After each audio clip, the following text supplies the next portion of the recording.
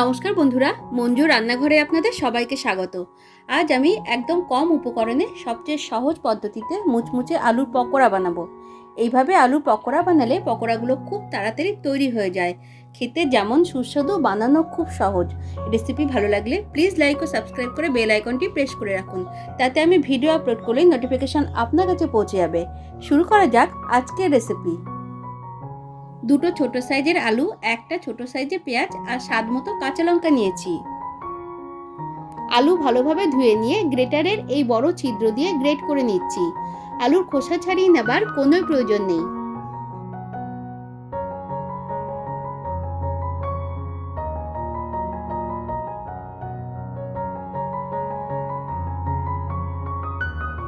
Great করা হয়ে গেলে আলুগুলোকে ভালোভাবে ধুয়ে নেব। এই পেঁয়াজটাকেও খোসা ছাড়িয়ে ধুয়ে ছোট ছোট করে কেটে নেব।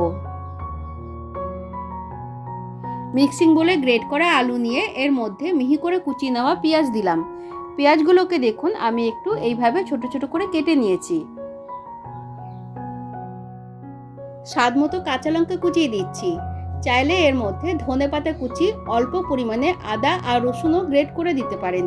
যদি নিরামিষ খেতে চান তাহলে পেঁয়াজ কুচির বদলে একটু হিং অ্যাড করে নেবেন। স্বাদ মতো হাফ চামচ লবণ দিলাম। লবণ দিয়ে একটু ভালোভাবে মেখে নেব। এতে সবজি থেকে প্রচুর জল বেরিয়ে পড়বে। এই জলেই ব্যাটার রেডি হয়ে যাবে। ব্যাটার পুরোপুরি রেডি করার আগে ভাজার জন্য পরিমাণ মতো তেল গরম করতে দিয়ে দিচ্ছি। বেশ খানিকটা রিফাইন্ড অয়েল লো হিটে গরম করতে দিলাম। 3 টেবিল চামচ চালের গুঁড়ো দিচ্ছি। চালের গুঁড়ো হাতের কাছে না থাকলে স্কিপ করতে পারেন, তবে দিলে একটু বেশি মুচমুচে হয়। হাফ কাপের একটু কম পরিমাণে বেসন দিলাম। সব দিয়ে এবার ভালোভাবে মেখে নেব। সবজি থেকে প্রচুর জল বেরিয়েছে, বাইরে থেকে জল অ্যাড করার আর কোনো প্রয়োজন হবে না।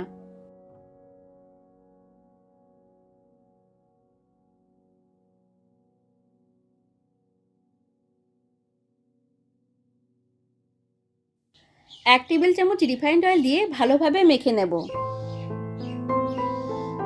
ব্যাটার রেডি হয়ে গেলে সঙ্গে সঙ্গে ভেজে নিতে হবে। বেশিক্ষণ ফেলে রাখলে ব্যাটার খুব নরম হয়ে যাবে।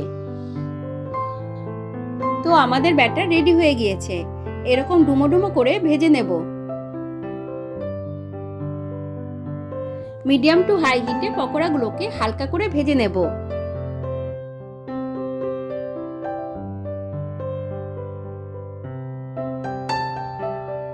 পকোড়াগুলোকে একটু এইভাবে সরিয়ে দিচ্ছি, তাতে একসঙ্গে অনেকগুলো ভেজে না যাবে।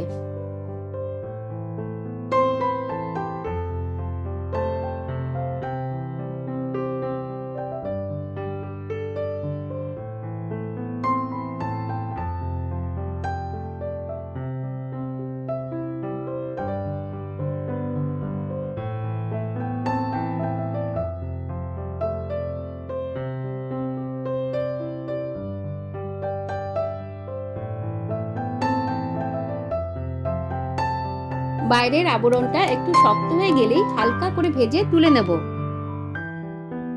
সব পকোড়াগুলোকে আমি একসঙ্গে ভেজে নিয়েছি। দুটো ছোট সাইজের আলু আর একটা ছোট সাইজের পেঁয়াজ দিয়ে 8টা বড় সাইজের পকোড়া হয়েছে। এইবার এইরকম একটা প্লেটের সাহায্যে পকোড়াগুলোকে গরম অবস্থাতেই প্রেস করে করে চ্যাপ্টা আকারে গড়ে নেব। এটা গরম অবস্থাতেই করতে হবে, ঠান্ডা হয়ে গেলে কিন্তু পকোড়াগুলো প্রেস করার সময় ভেঙে যাবে।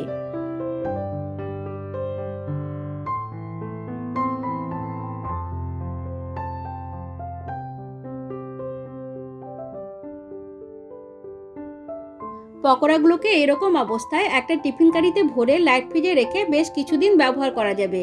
তারপর যখন ইচ্ছে তখন ভেজে গরম গরম পরিবেশন করতে পারবেন। আমি এই পকোড়াগুলোকে এখনই ভেজে নেব। এখন পকোড়াগুলোকে হাই হিটে ভাজতে হবে। লো হিটে ভাজলে পকোড়াগুলো প্রচুর তেল শোক করে নেবে।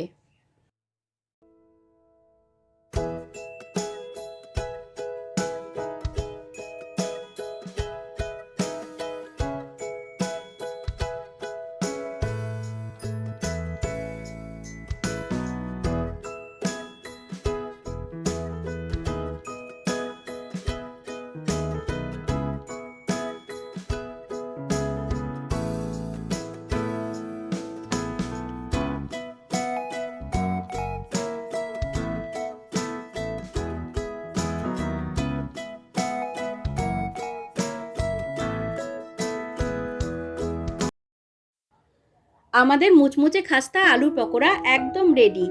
সন্ধ্যাবেলা চা, কফি, ডাল ভাত কিংবা মুড়ির সঙ্গে অসাধারণ লাগে। অল্প পরিমাণে বিট লবণ আর চাট মশলা ছড়িয়ে গরম গরম পরিবেশন করে দেব। পকোড়াগুলি ভাজার অনেকক্ষণ পর্যন্ত খুব মুচমুচে থাকে। আপনারাও অবশ্যই এইভাবে বাড়িতে বানিয়ে খান। আশা করি সকলের ভীষণ পছন্দ হবে। রেসিপি কেমন লাগলো কমেন্টে জানাতে ভুলবেন না। ভালো লাগলে লাইক, শেয়ার, সাবস্ক্রাইব করার অনুরোধ রইল। সকলে ভালো থাকবেন, সুস্থ থাকবেন। ধন্যবাদ।